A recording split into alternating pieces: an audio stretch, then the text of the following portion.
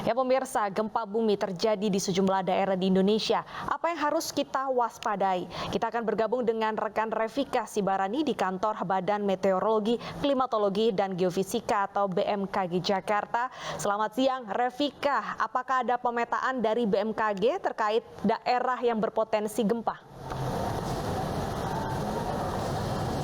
Ya, benar Deta dan pemirsa bahwa dalam pekan ini setidaknya sudah terjadi sejumlah beberapa kali kejadian gempa bumi yang terjadi di beberapa wilayah. Setelah hari Selasa lalu terjadi di Kabupaten Flores Timur NTT, pada pagi tadi terjadi gempa bumi kembali di wilayah Jember, Jawa Timur, tepatnya dengan kekuatan 5,1 magnitudo. Dan untuk mengetahui terkait rentetan gempa bumi yang terjadi dalam pekan ini, saat ini saya sudah bersama dengan Kepala Bidang Mitigasi Gempa Bumi dan Tsunami BMKG, Bapak Daryono. Selamat siang Bapak Daryono. Selamat siang Pak. Pak, ini boleh dijelaskan Pak, pagi tadi kita melihat memang sudah ada gempa bumi di Jember begitu ya Pak. Ini bisa dijelaskan Pak, apakah ada susulan lagi nanti Pak? Ya, jadi memang pada pukul 6:01 waktu Indonesia Barat tadi, kita dikejutkan dengan kejadian gempa yang cukup kuat ya di Jember, dan kekuatannya mencapai 5,1, tapi kita update menjadi 5,0. Nah, gempa ini dirasakan sangat kuat di wilayah Jawa Timur bagian selatan ya, bahkan sampai Bali. Ini karena memang hiposenternya itu dangkal ya, hanya 28 km dan dekat dengan perkotaan di Jawa Timur sebelah selatan ya, sehingga dampaknya sangat terasa. Dan kita sudah mendapatkan laporan banyak sekali rumah yang mengalami kerusakan di 4 kecamatan, di Puger, kemudian di Ambulu, kemudian di Silo, dan di yang salah satu itu saya lupa. Tapi yang pasti saat ini sedang dilakukan pendataan rumah yang mengalami kerusakan tersebut. Nah, gempa ini berdasarkan lokasi hipocenter dan epicenternya itu dipicu oleh aktivitas sesar di dasar laut ya. Kita menyebutnya gempa semacam ini sebagai gempa intraplat ya, gempa dalam lempeng ya.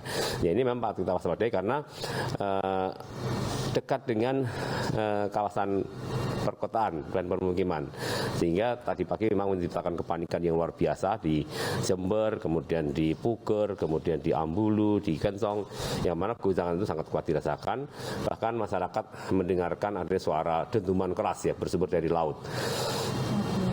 Sebenarnya apakah ada hubungan begitu Pak dari gempa yang terjadi di NTT dan juga di Jember saat ini Pak? Ya, jadi gempa yang terjadi di Laut Flores kemarin dan gempa Jember pagi hari ini tidak ada kaitannya, karena memang kedua gempa ini memiliki sumber yang berbeda dengan mekanisme yang berbeda dan jaraknya cukup jauh, sehingga kalau kita mendapati sebuah kejadian gempa yang berdekatan jaraknya, kemudian waktunya juga hampir berdekatan, itu bukan berarti saling picu ya, tapi karena memang sumber gempa di wilayah Indonesia itu sangat banyak, sehingga masing-masing sumber gempa itu memiliki tingkat kematangan sendiri-sendiri, tingkat stres maksimum yang dibangun itu sendiri-sendiri, sehingga lepasnya juga sendiri. Tapi karena banyak sumber gempanya, maka bisa jadi itu bersamaan, berdekatan, jadi seperti itu Mbak. Jadi bukan berarti saling picu antara gempa tersebut. Oke, kalau terkait erupsi Gunung Merapi begitu Pak, apakah ini ada hubungannya juga dengan gempa bumi Pak? Tidak ada juga ya. Yang pasti apa yang terjadi saat ini tidak berkaitan dengan gunung api, dan masyarakat tidak usah terlalu panik dan khawatir berlebihan ya, karena memang wilayah Indonesia itu memang banyak sumber gempa, dan patut syukuri bahwa gempa pagi hari ini tidak menimbulkan korban luka, bahkan korban meninggal, sehingga kondisi akan semakin baik karena hasil monitoring BMKG juga tidak mencatat adanya gempa susulan di Jember ini. Oke Pak, untuk BMKG sendiri apakah memiliki data atau informasi misalnya daerah-daerah atau wilayah mana saja ini yang punya potensi nantinya gempa atau tsunami begitu Pak? Iya, kalau kita melihat wilayah Indonesia itu kan memiliki sumber gempa megatrust itu sebanyak 13 segmen ya, itu megatrust ya. Kalau sesar aktif itu ada 295 ya. Dengan sumber gempa sebanyak itu, maka tentu saja konsekuensi logisnya banyak terjadi gempa, dan tentu saja sesar-sesar yang aktif dan belum terpetakan masih ada, seperti gempa Flores kemarin itu dibangkitkan oleh sesar aktif, tapi belum terpetakan, ada beberapa wilayah Indonesia yang pernah mengalami gempa merusak, tapi sumber gempanya itu belum terpetakan dan belum teridentifikasi. Ini yang patut kita waspadai, sehingga ini menjadi tantangan para ahli kebumian kita di Indonesia untuk memetakan sumber-sumber gempa ini sehingga bisa menjadi acuan-acuan mitigasi. Oke Pak, kemudian Pak, terakhir untuk himbauan kepada masyarakat di tengah situasi alam yang tidak menentu seperti saat ini seperti apa Pak? Iya, jadi masyarakat karena kita berada di daerah batas lempeng tektonik yang tentu saja keniscayaan ya gempa dan tsunami terjadi, sehingga mau tidak mau, suka tidak suka, itulah sebuah risiko tinggal di daerah lempeng aktif ya, sehingga masyarakat tidak boleh awam dengan ilmu gempa bumi, memahami cara selamat, cara mitigasi, bagaimana kita membangun rumah juga harus desain yang kuat bangunannya, seperti yang di Jawa Timur itu bangunan-bangunannya sebenarnya tidak memiliki kualitas yang baik secara struktur sehingga bisa rusak di gejala gempa. Kemudian juga terkait dengan tsunami, masyarakat harus memahami cara selamat saat terjadi tsunami. Kalau bisa jangan membangun rumah nempel-nempel pantai yang rawan tsunami karena itu sangat berbahaya dan sangat berisiko.